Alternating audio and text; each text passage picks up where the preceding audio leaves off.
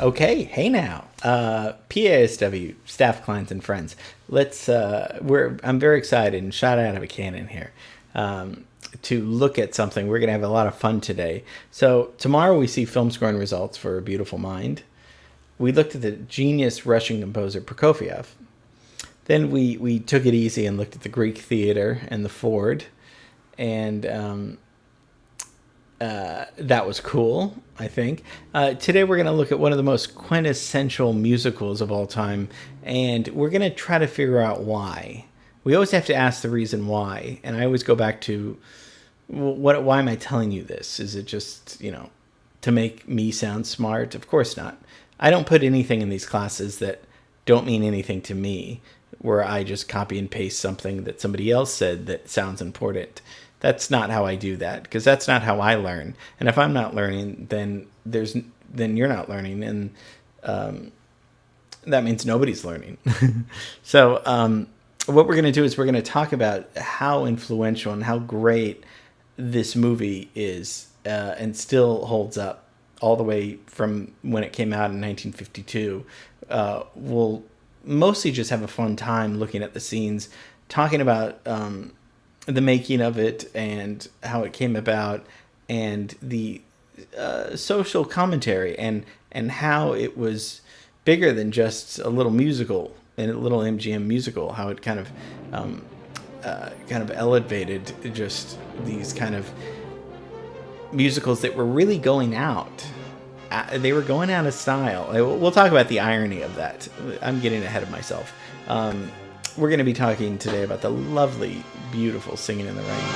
Singing in the rain, just singing in the rain. What a glorious feeling, we're happy again. We'll walk down the lane with a happy refrain, and singing, just singing in the rain. So Singin' in the Rain comes out in 1952. Now, the story of Singin' in the Rain takes place in the 20s, and mostly the plot is that the talkie films are now coming in the late 20s, and we've talked about The Jazz Singer being the first movie with sound. And we've talked a lot about early film history with, it was all silent films with Buster Keaton and Charlie Chaplin and all terrific comedians, and even before that, G.W. Griffith making the first feature film.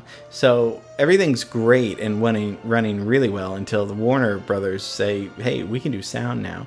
And that's around 1927. So Singin' in the Rain is that the story is that transition of, well, what happens to those actors that were great silent stars but don't know how to actually speak properly. They don't know how to enunciate. They don't have, and it's such a brilliant idea, because it's probably true for so many people that didn't know how to transition from, making these grand gestures, without having to use their voice. Because as we see, some of them don't even know how to speak. No, Miss Lamont, round tones, round tones. Now let me hear you read your line. And I can't stand him. And I can't stand him. And I can't stand him. Can't. Can't. Can't. Can't. And we're going to see how Debbie Reynolds' character has to dub and overdub it. And so we're gonna get into that. So it's about the transition, and the hard transition.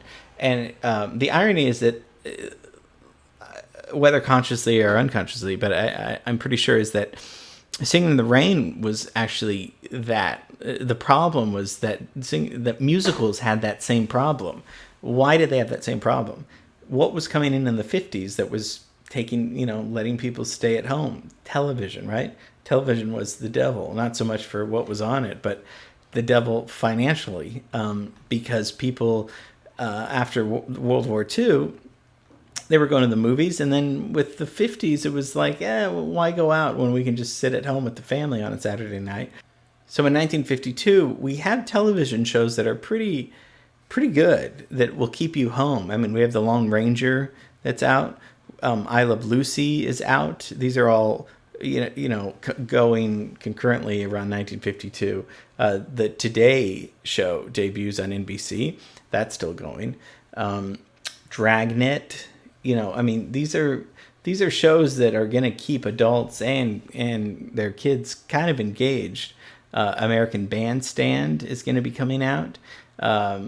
So you have television here, and movies are kind of losing business, and especially musicals.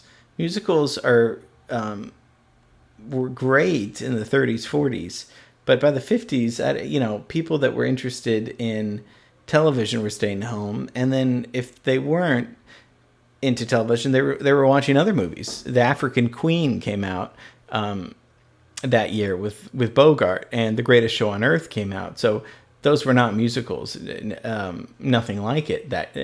Those came out that year. So it was almost, the irony is that it was almost Singin' in the Rain was a commentary on the transition from silent films to talkies, just like in reality it was a transition from musicals to television. And so there's that.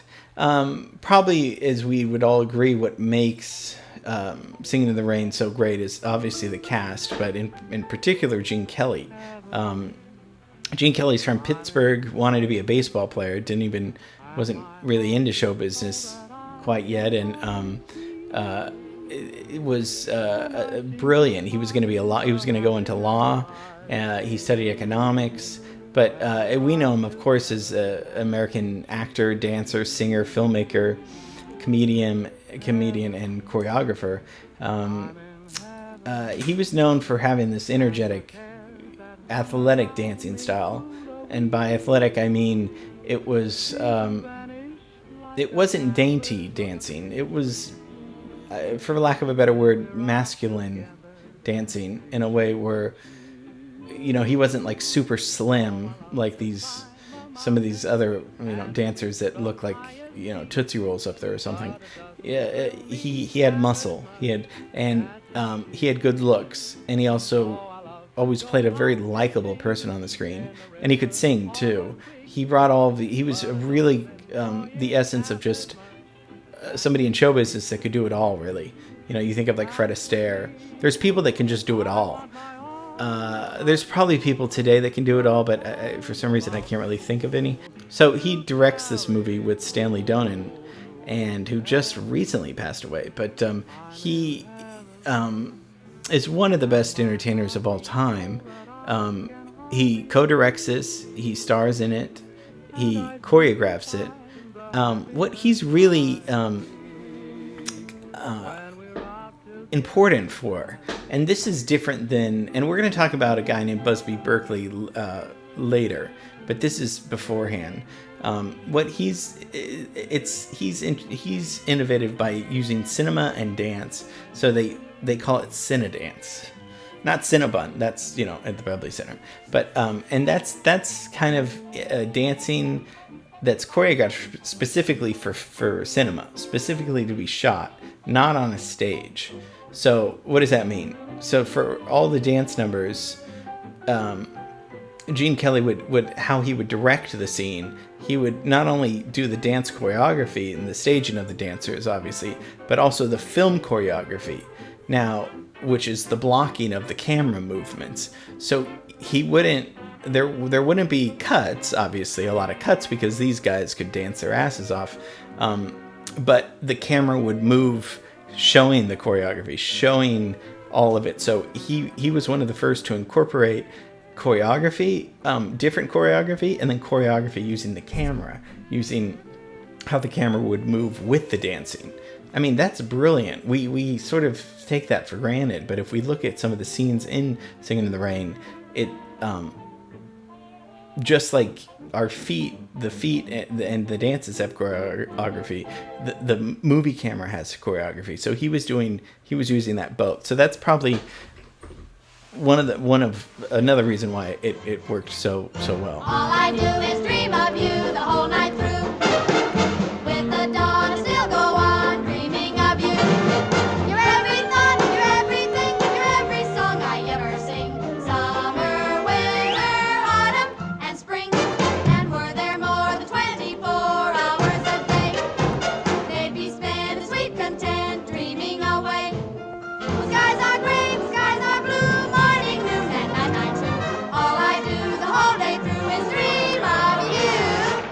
And musicals in the 30s, 40s, and 50s were always based on stage plays.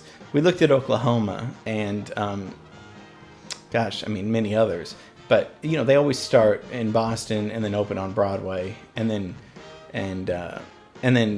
Sound of Music, and then they do a movie of it. This didn't happen that way at all. They didn't open on Broadway until like the 80s or something. They did a production. So this was really to a producer, Arthur Freed, who actually wrote the lyrics to a lot of these songs. So what he wanted to do was he had written the lyrics and a bunch of music with Nasio Herb Brown. And they wrote all this music in the 20s, including the song Singin' in the Rain, which is obviously the most famous song in it. But that goes back to the late 20s. So he wanted to hire Comden and Green. So Adolph Green, Betty Comden, they were one of the biggest, best writers, lyricists and playwrights that wrote, they had like a 60-year partnership that wrote. They were responsible for the Broadway musical in the sense, collaborated with Bernstein. I mean, if you wanted two brilliant, witty writers, they were unbelievably top. They were the Rolls Royce of them. And so Betty Comden said that Freed called them and said, "Kids, you're gonna write a movie called Singin' in the Rain. And just put all of my songs in it." And she says that all we knew about it was that there would be some scene where someone would be singing and it would be raining, and that's all they knew from it. And they developed this whole story that was very clever and witty off of that. Good morning. Good morning. We've talked the whole night through. Good morning. Good morning to you. Good morning. Good morning. It's great to stay up late. Good morning. Good morning to you. When the band began to play, the stars were shining bright. Now the milkman's on his way. It's too late to say good night. So good morning. Good morning. Sunbeams will soon smile through. Good morning. Good morning to you and you and you. And then, apart from Gene Kelly, you have Debbie Reynolds, who, Carrie Fisher's mother, of course, who was 18, who took several different buses to get to the set and wasn't a dancer. She was a gymnast. And Gene Kelly saw something in her and taught her to dance, along with supposedly Fred Astaire helped her. I don't know if that might be true, but... And Gene Kelly was a perfectionist. He was known as a tyrant, actually, from Donald O'Connor, who's the third one. And he's just terrific. They wanted Oscar Levant, who I love, but not more of a wisecracking piano player, where Donald O'Connor, if you just look at this scene, you need somebody that knows how to dance.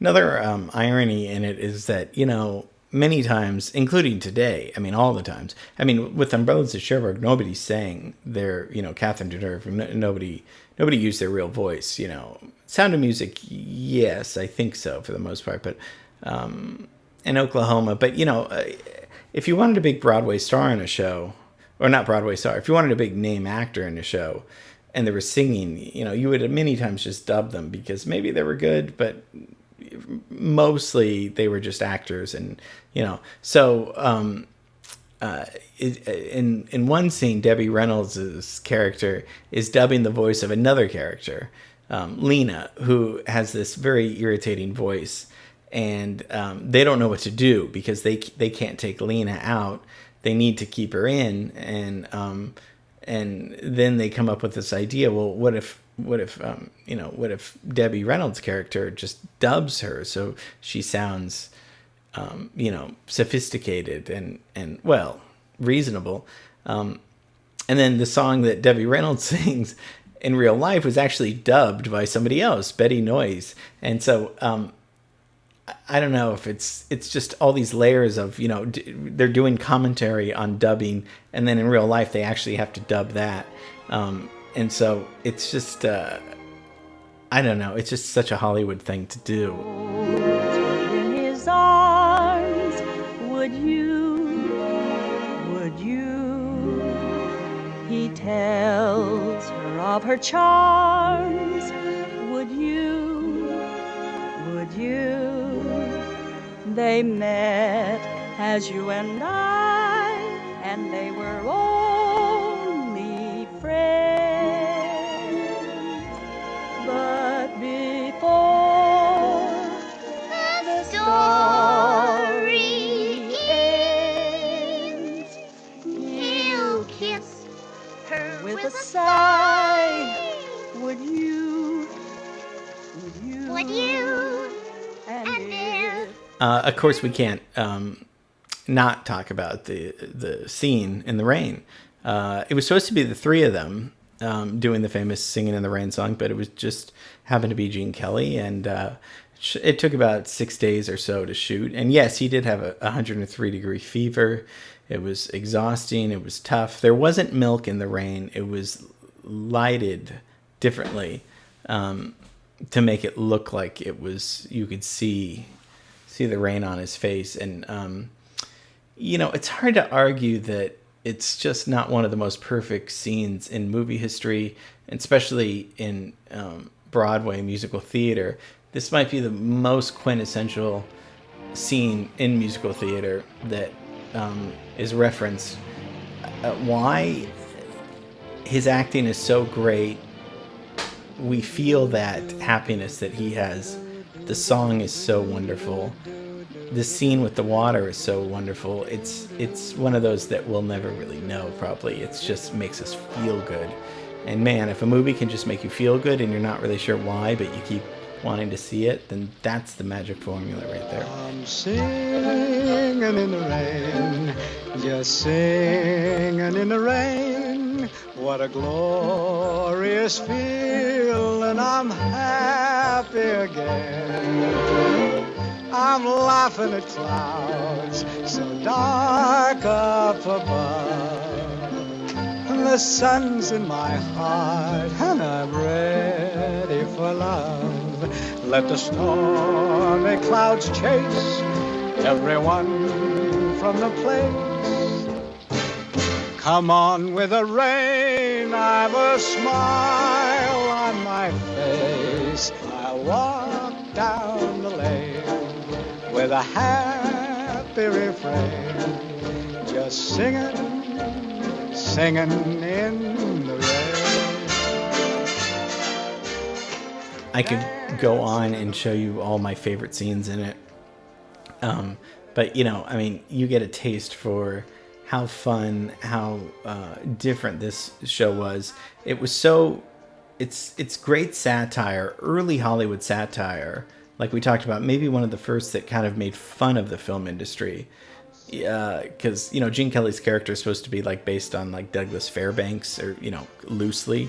So it's making fun of Hollywood in a way that The Player did brilliantly years later. That was brutally making fun, and Larry Sanders Show, that was making fun of Hollywood. But this was doing it in the 50s, and it was a little more subtle. But the satire in this is so great and poignant, and the musical numbers are they go together so smoothly with the plot. It doesn't deter it.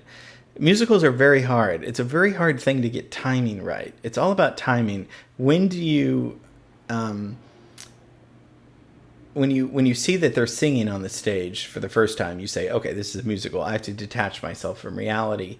But what's that pacing formula? How do you know when to do the next song where people are into it, or when to go a long time and then you bring in another song? If you wait too late, people are like, oh yeah, I forgot this was a musical. The pacing of it is it's arbitrary. Sometimes it works, sometimes it doesn't. This time, the welding of it, or the mixing of both the songs and the plot works really well, and it's a film about film history, and I love that. And with great songs, of course, you always need to have the great songs. That's what's missing. So it's wonderful, beautiful film, tons of laughs, great dancing, just a real perhaps a work of genius, maybe, with the right people working together and the right timing. So hope you enjoyed Singing in the Rain. A lot of fun. Have I said it all? I think I've said it all. Okay, love you, miss you, see you tomorrow.